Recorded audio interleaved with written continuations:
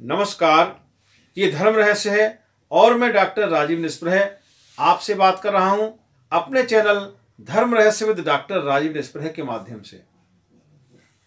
महाशिवरात्रि का ये पर्व बहुत ही पावन और बहुत उत्तम माना जाता है। यूं तो भारतवर्ष पर्वों का ही देश है, बहुत सारे पर्व हैं। इन पर्वों की विशेष बात यह है कि इनमें एक विशेष मुहूर्त, एक विशेष योग अवश्य पड़ता है और इस योग में जो भी कार्य किया जाता है तो वो निश्चित रूप से सफल होता है। लेकिन वो कार्य इस योग से प्रारंभ करके आपको आगे तक करने होते हैं। तो महाशिवरात्रि पर हम क्या क्या कर सकते हैं, क्या क्या चीजें आपको करनी चाहिए, जो आप जिन बातों को मुझसे बार बार पूछते हैं, समृद्धि के बारे में पूछते हैं, वशीकरण के बारे में पूछते हैं, शत्रु पीड़ा के बारे में पूछते हैं, अधिकांश लोग इन दो तीन चीजों के बारे में ज्यादा पूछते हैं। तो अगर ये कार्य आप कल प्रारंभ करते हैं तो निश्चित रूप से इन तीनों कार्यों में आपको सफलता मिलेगी। जी हाँ, तो प्रातःकाल जल्दी उठिए सूर्योदय से पहले और भगवान शिव का दर्शन कीजिए अपने मंदिर में। बाहर भी ये कार्य कर सकते हैं और घर में भी कर सकते हैं। तो मैं घर के मंदिर से ही आपको बताता हूँ। जी हाँ, शिवलिंग पर आप जल से स्नान कराएं शिवलिंग को, और इसके पश्चात जो पंचामृत यानी दूध, दही, शहद, घी और गंगा जल, जिसमें थोड़ा सा गुलाब जल भी आप मिला सकते हैं, इससे भगवान शिव का अभिषेक करें और पूरे परिवार के साथ कीजिए। और ओम नमः शिवाय, ये महामंत्र बताया गया है भगवान शिव का, इसका निरंतर जाप करते रहें। जिस दौरान आप अभिषेक कर रहे हैं भगवान शिव को, आप इन द्रव्यों से, इन द्रवों से आप जब नहला रहे हैं, उनको स्नान करा रहे हैं, तो उस समय इन मंत्र का आप अनवरत जाप कीजिए। ये विशेष फलदायी होता है और आपके घर में, आपके परिवार में, आपके पूरे जहां जहां तक आपकी नजर जाती है, जिन जिन लोगों के बारे में आप सोचते हैं, उन सभी के परिवारों में सुख, शांति और समृद्धि को देने वाला है। इसके पश्चात कुछ विशेष उपाय आप अगर करना चाहते हैं तो आज के दिन से प्रारंभ कर सकते हैं। जी हाँ, शिवरात्रि के दिन से आप प्रारंभ कर सकते हैं। जैसे समृद्धि के लिए, धन के लिए, अगर धन का अभाव रहता है, धन की परेशानी रहती है, तो आज के दिन से एक छोटा सा उपाय आप करें और जिससे आप आगे भी करते रह सकते हैं। वो उपाय है बेलपत्र। भगवान शिव को जो चढ़ाए जाते हैं बेलपत्र, उन बेलपत्र को लीजिए और उसके साथ मिश्री लेकर के उसको आप खरल में पीस लीजिए और जो उसकी लुगदी जैसी बन जाए। बेलपत्र सूखे भी ले सकते हैं, जिसके साथ मिश्री मिला सकते हैं। उसके साथ आप हवन कीजिए ओम नमः शिवाय के साथ, भगवान शिव को हवन कीजिए। और लकड़ी जो आप इसमें समिधा इस्तेमाल करेंगे, वो बेलपत्र की लकड़ी का प्रयोग कर सकते हैं।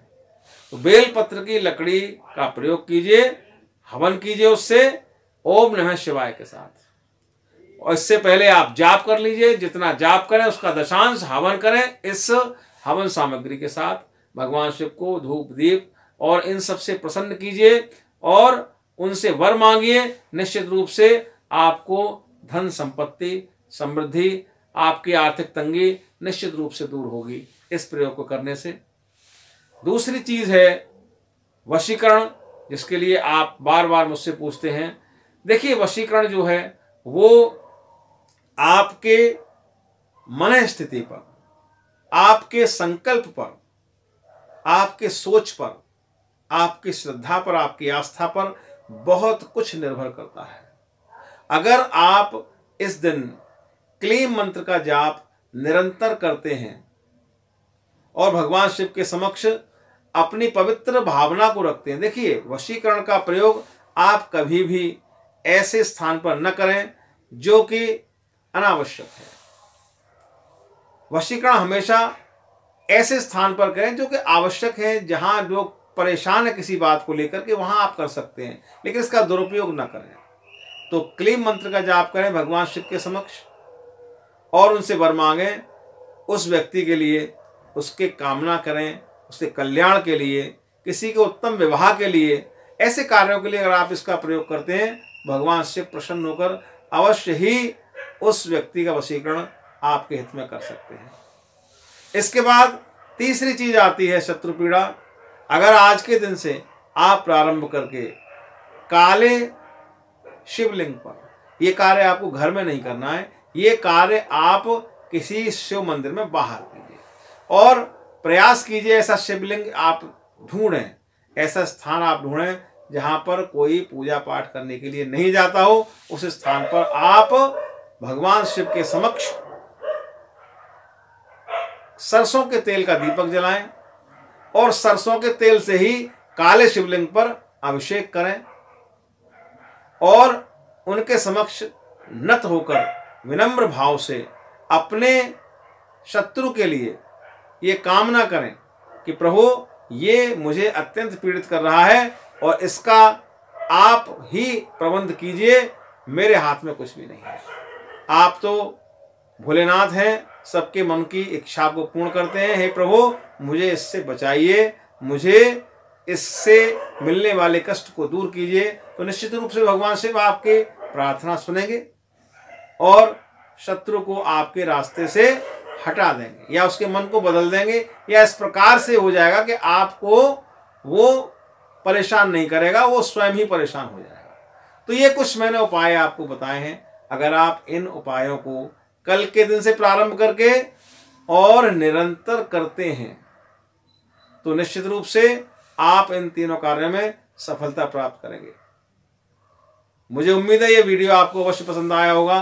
अगर आपको अच्छा लगा है तो आप कमेंट बॉक्स में अपने कमेंट जरूर लिखें। अगर इसमें कोई अड़चन आपको दिखती है तो मुझसे पूछ सकते हैं। ये निरंतर करना है आपको, और जो शत्रु पीड़ा वाला है उसे आप शनिवार के दिन, हर शनिवार को लगातार 7 शनिवार तक कर सकते हैं, और अगर परिणाम नहीं मिलते हैं तो आगे भी कर सकते हैं। क्योंकि मैंने आपसे पहले ही बताया कि परिणाम का मिलना या नहीं मिलना सिर्फ आपके विश्वास पर, आपकी आस्था पर, आपकी श्रद्धा पर निर्भर करता है। जी हाँ, कि संसार में सिर्फ आपका विश्वास ही जीतता है, अविश्वास कभी नहीं जीतता, असत्य कभी नहीं जीतता।